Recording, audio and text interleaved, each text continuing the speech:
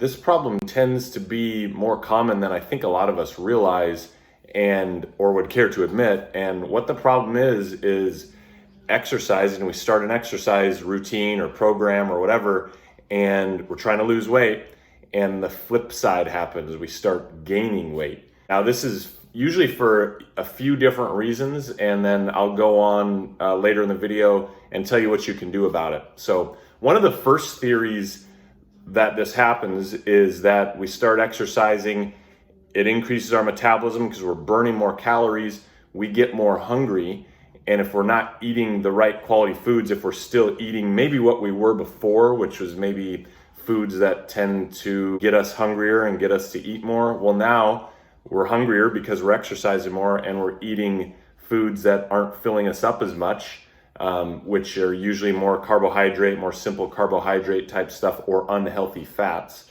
And so we thus end up in a caloric surplus. And I did a video on that, calories in versus calories out, that you can go find on this channel. But it does come down to calories in versus calories out, even though it's very nuanced. There's so much that goes into it. So check out that video for more. I'll put that in the description. But that just highlights the importance of good nutrition combined with exercise to really get results. So the exercise is still going to be good for you. Don't get me wrong, and don't let that discourage you from exercising, because you still get all the cardiovascular benefits, you get the muscular benefits if you're resistance training.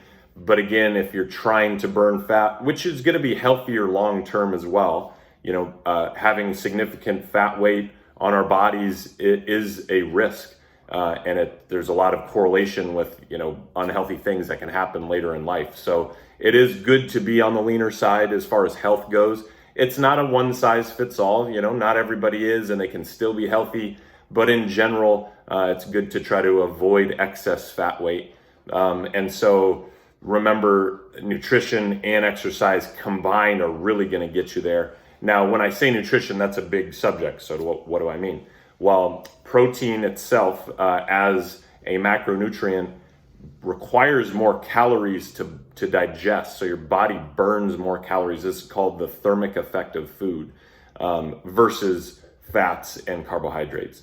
So sometimes I think we hear different things from, the media, or different maybe studies that are taken out of context, or different experts or whatever, who say, we get too much protein and you don't need to eat that much protein. Well, if you're exercising, especially if you're trying to be active and you're burning a lot more calories, and your body needs to build back some muscle, particularly in that case, getting extra protein is going to benefit you. And again, especially when it comes to the thermic effect of food. So you're going to burn more calories simply by eating more protein.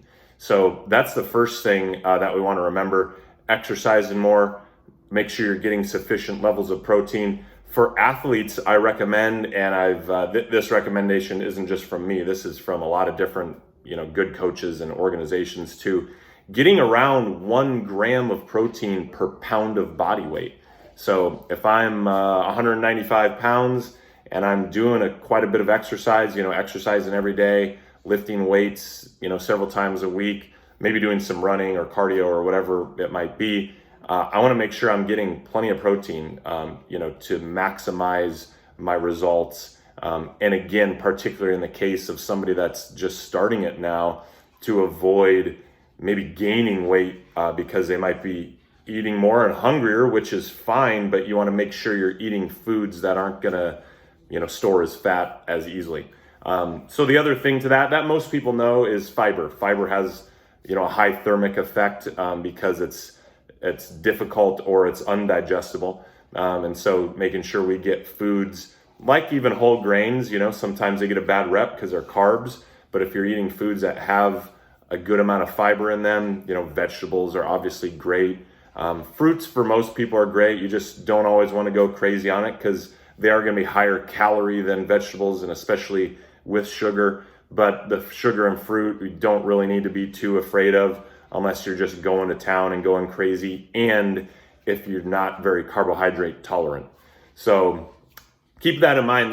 That's the first thing that we want to make sure of when we start exercising. If you're running into issues where maybe you're gaining weight or you're not burning fat as much as you want to be after starting a program, Okay, the second thing that often happens is we neglect our peri-workout nutrition. So what that is that's meaning around the workout. So ideally you want to get a little bit of a snack before you work out in most cases, okay? Now there's definitely different instances and there's working out fasted, and that's not a bad thing. That can be done, but in general, I would say for most people, especially if you feel like you're gaining some weight and you're starting an exercise program, make sure you do fuel up a little bit, especially with a fat source, some healthy fat, like some nuts and some protein, which nuts do have as well, even though it's not a complete protein. But you want to get a little bit of a snack within an hour or so before the exercise in general. Again, I mean, if there's people out there that say, oh, well, I heard it's good exercise, fasting and whatever, maybe I'll do another video on that in the future. But in general, make sure you get something like that in your system before you exercise, because just because we're exercising doesn't mean our body is by default burning fat. Oftentimes it may burn protein and it may burn muscle. That happens a lot. So if we can make sure we're avoiding a catabolic state, more of an anabolic state once we start to exercise, that can help our body hang on to that muscle, especially if you're resistance training, which I highly recommend. That means, weight training or push-ups and stuff like that. And I have programs on my site, or can make programs for you, customizable with a meeting where we go over what you're looking to get out of it. But anyway, making sure that you resistance train to hang on to muscle and get a little protein and fat prior to your exercise so that your body won't be burning muscle during the exercise.